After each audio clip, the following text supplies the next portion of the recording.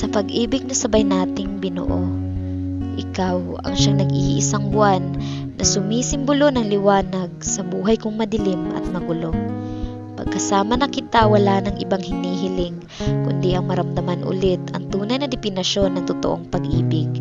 Hindi ko alam kung sa kasalukuyang panahon ay makakasama kita, ngunit tanda akong maghintay ng kahit ilang siglo pa, makapiling ka lang muli, aking sinta.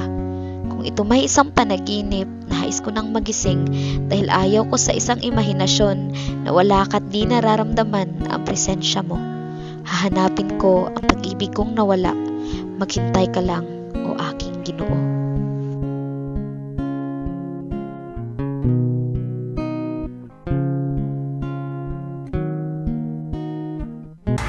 Saan nila? Ano ba naman ito? Wala ka na naman tama ang ginawa sa mundo? Ay nako, wala ka man lang, alam mo ba? Bayarin na natin sa kuryente mo kasi wala kang ang tinira. Yan ang magagawa ko. Wala na akong pera. Naubos na lahat. Dahil sa pagsusugal mo. Huwag kang mag-alala. Hanap ako ng paraan.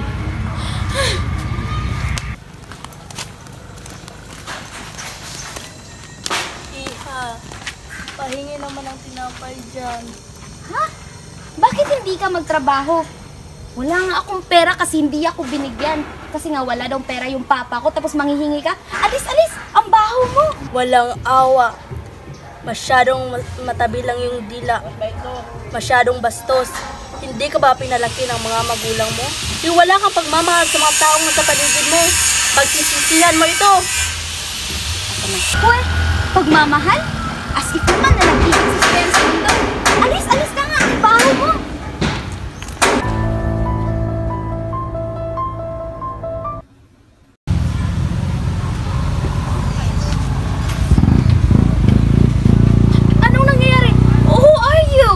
Batid na ikaw pala ay marunong sa wika Ingles. Anong ginagawa ko dito? Sana ko. Nakita ka ni Ginoong nito na walang malay kanina at dinalakan niya dito. Anong petsa ngayon? Ang petsa ngayon ikawalo ng Marso, taong 18,000 siyampo na 6 na binibini. Ano?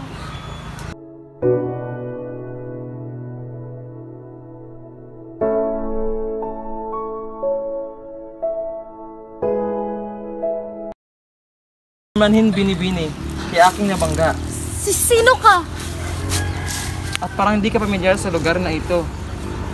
Ako ang dala sa iyo dito aking binibini. Sino ka?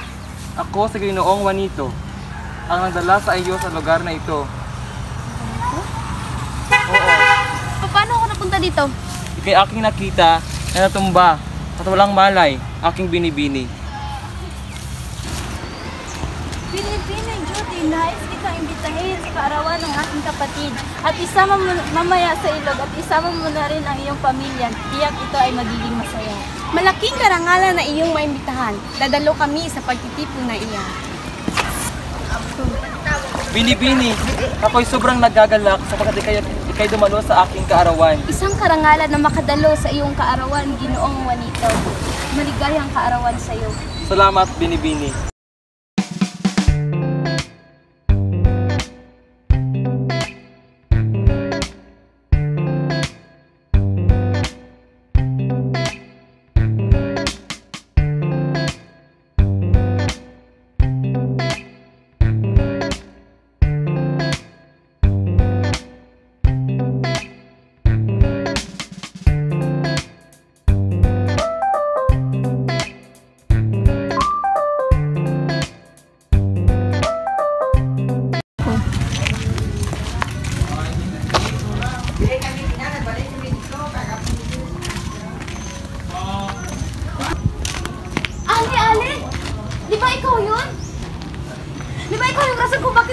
Napunta sa panahon na to?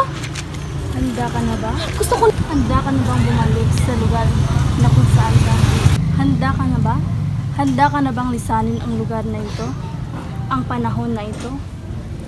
Ang panahon na kung saan makakalimutan mo na ang iyong mga kaibigan?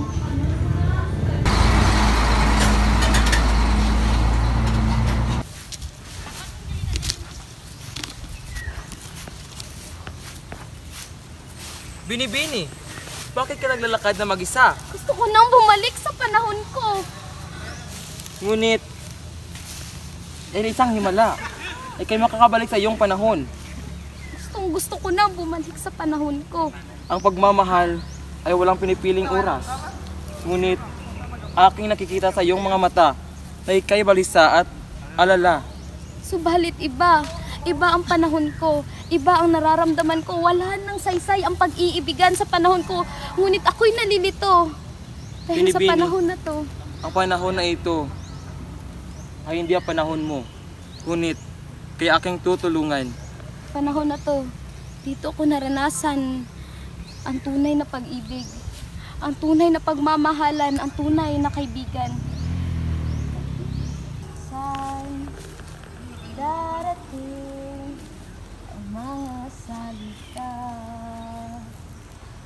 na nanggagaling sa aming dalawa. Kung lumisan kay wag naman sana ika'y lumapit ng di makawala. Aking sinta, ikaw na ang tadhana at mundo sa pagbalik. Mananatili ka sa piling ko, mundo'y magiging ikaw. Binibini, hindi ka nararapat sa panahon na ito. Ngunit, ako'y may lihim na pagtingin sa iyo.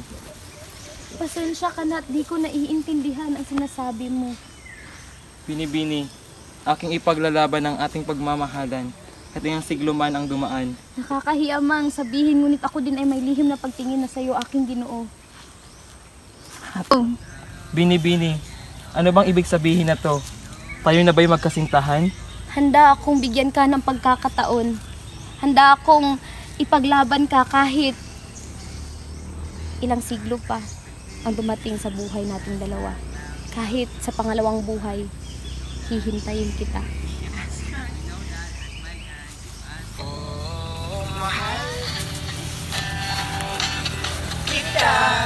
Di mo yung gusto nga din. Handa kong isigaw sa mundo na mahal mo talaga. Oh, ikaw. Sigurado na ako na ikaw lang ang gustong makasama habang buhay. Huwag matakot, ito'y tunay. Sana'y maibigan mo itong kantang nasulat ko. Dala mong saya ay tunay. Salamat sa hatid mong kulay. Ang isa sa pinakamasayang araw ng buhay ko ay yung nagpagtapat ko sa iyo ang totoong nararamdaman ko.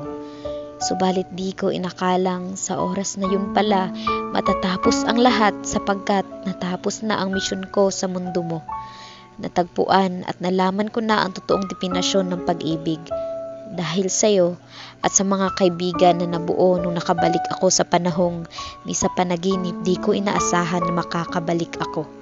Nakakatuwang isipin na sa taong 2024, inaalagaan na ako ng mabuti ng mga magulang ko sa kadahilan ng disgrasya pala ako sa araw na kung kailan mismo ako naglakbay sa panahong 1898. Aking Ginoo, salamat sa lahat at hanggang sa kasalukuyan, nais ko pa rin malaman mong hinihintay ko pa rin ang pagbabalik mo sa panahon ko, o aking mahal. Miss Wallan Pastor. Doc, kamusta naman po ba yung kalagayan ng anak ko? Check ko na po lahat ng mga vital signs niya and so far, okay naman siya. Mag-stay mo na kayo dito for how many days para make sure na okay po siya. Sige po, salamat, Doc. Hey everyone! Welcome to the new school year of 2024-2025. I am Romelo S. Bayog, your advisor as well your MAPI advisor.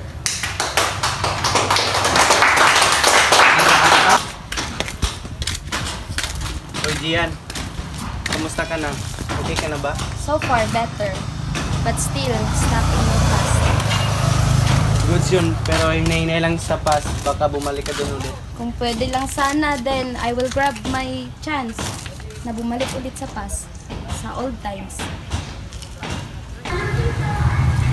Oy, mag-try out tayo ng basketball ngayon. Pero Gian, mauna muna kami.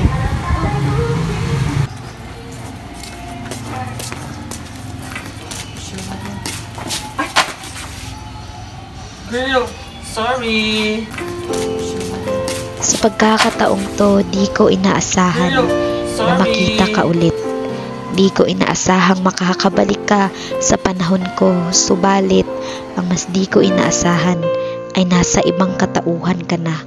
Ang dating aking Ginoo ay di ko inaakalang nag-i-exist na pala ngayon sa panahon ko bilang binibining di inaasahan. Hello everyone! We are the Group 1! And thank you for watching our videos! Yay!